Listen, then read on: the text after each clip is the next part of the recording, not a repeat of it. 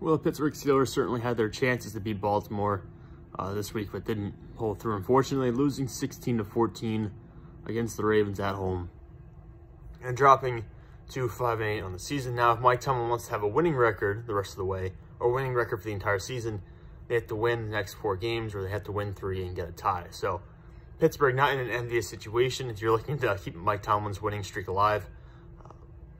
But this was a very weird game for a lot of reasons. First off, Lamar Jackson, we already knew, was not playing this game. He'd been ruled out ahead of time because of injuries he suffered last week.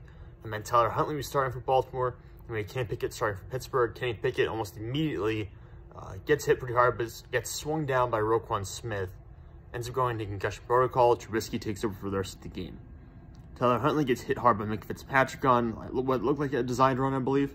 And then Anthony Brown, rookie from Oregon, comes into play for him the rest of the way. It was a battle of backup and subpar backup quarterbacks today. Trubisky throws 3 interceptions. He's awful. It's just one of his worst, if not his worst game as a Steeler, really.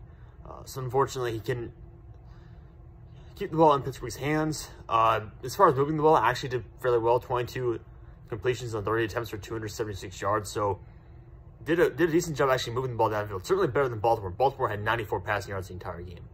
So Trubisky didn't have, it's hard to say not a horrible game because he threw 3 interceptions, but he moved the ball more than any other quarterback during the course of the game. Let's put it that way. The running game for Pittsburgh, non-existent. Najee Harris, who had been doing pretty well in recent weeks, 2.8 yards per carry, 33 total rushing yards. We had 65 rushing yards on the game, averaging 3.3 yards per carry. The offensive line is still a problem. I've been saying for a while now, you probably need at least 2 or 3 new starters along the offensive line if you want this unit to play competent football as far as blocking for the run and pass pro as well. D'Anthony Johnson and George Pickens are best receivers in this game. No surprise there. Pickens is just a walking highlight reel at this point. Like, he has 1 or 2 big plays every game you can point to and say that was fantastic. And it's just what he does. And I'm very excited to see how he develops in the future once our quarterback play is more stable. And I don't think, on a related note, I don't think it's not connected at D'Anthony Johnson. As soon as Pickett gets hurt and he's out for most of the game, and Trubisky comes back, suddenly D'Anthony Johnson has his best game in weeks. 6 catches on 8 targets for 82 yards.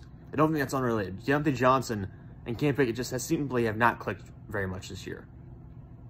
If you look at the breakdown in the analytics and statistics, D'Anthony Johnson consistently creates separation. He's one of the best receivers in the NFL at creating separation. And generally, you can use that to project for statistical production because creating separation is huge for wide receivers. And of course, just getting open, being open and being available for your quarterback.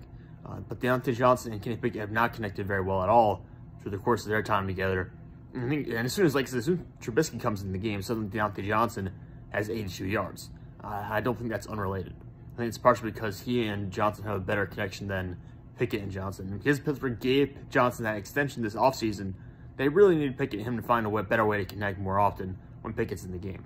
Like, that has to be an emphasis going forward. That has to be something they have to work out because you have to live with it at this point. Looking through everything else, Watt had a decent game. I thought Watt, though, could be more impactful than he has been recently. Watt, I think his first game back, I forget who we were playing, was a decent first game back. But since then, he's been fairly unproductive and kind of quiet. He did have a sack on Brown this game, being Anthony Brown from Oregon.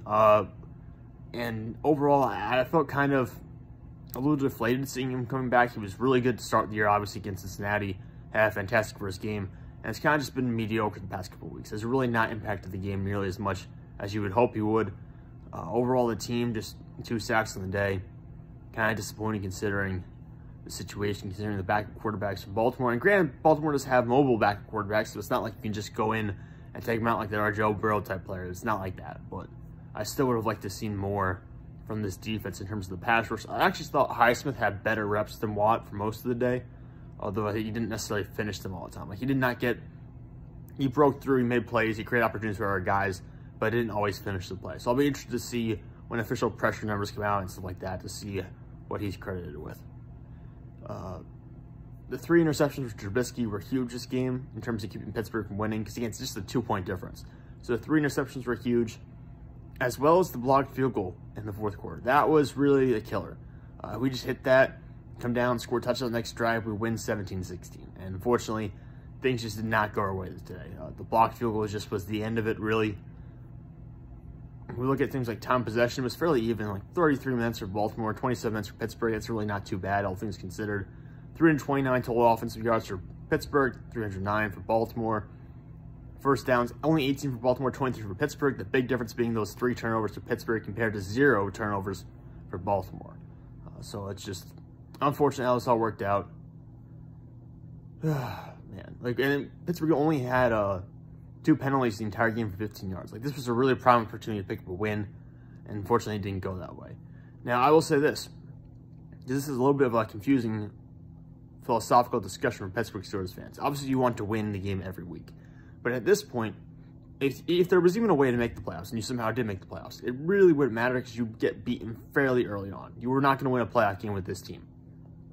Second, if the playoffs are just considered impossible at this point, do you want to continue winning, or would you rather lose the rest of the year to get better draft picks? Because the way it stands, you could potentially end up with 3 picks in the top 50 selections, and that's huge. The top 50 picks are much better than anything below it, frankly. And the top 100s, like top 50 picks are your prime value players, and then it's top 100 after that, and so on and so forth. Pittsburgh ended up with 2 very high second-round picks. That would be in the top 50, and of course their first-round pick. So if you are a Steelers fan, do you want to lose the rest of the way? And do you want to have the higher draft picks and play for next year, or do you want to continue winning and play yourself into some middling draft capital that really doesn't have as high a chance to hit based off previous draft classes and stuff like that?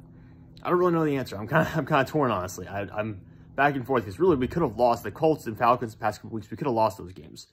And if we had, we would be playing into really good draft positioning. And I'm not saying that I wish we lost, but I'm kind of back and forth on, like, what's the point of winning games if you're not going to go anywhere? If you're not going to even have a winning record at the end of the year, what's the point in winning games this late in the season? Other than, I guess, developing, like, a continuing winning culture to some extent and developing the young players, I suppose, are the main reasons why you continue going for the win. Obviously, you're not going to tank on purpose.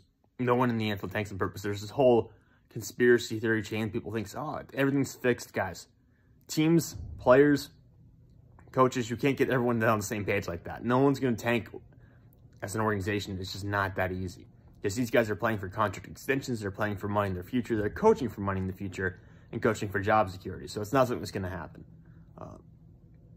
But still, yeah. You got Carolina, Las Vegas, the Ravens again. Possibly with Lamar Jackson back to that point, and the Browns to the end of the year. The Browns have not been very impressive with Deshaun back right now. The Panthers are not a good football team. Sorry, my voice is going a little bit. And the Raiders are not a good football team. So you have a chance to win potentially 3, maybe even all of these games down the stretch, depending on Lamar's availability.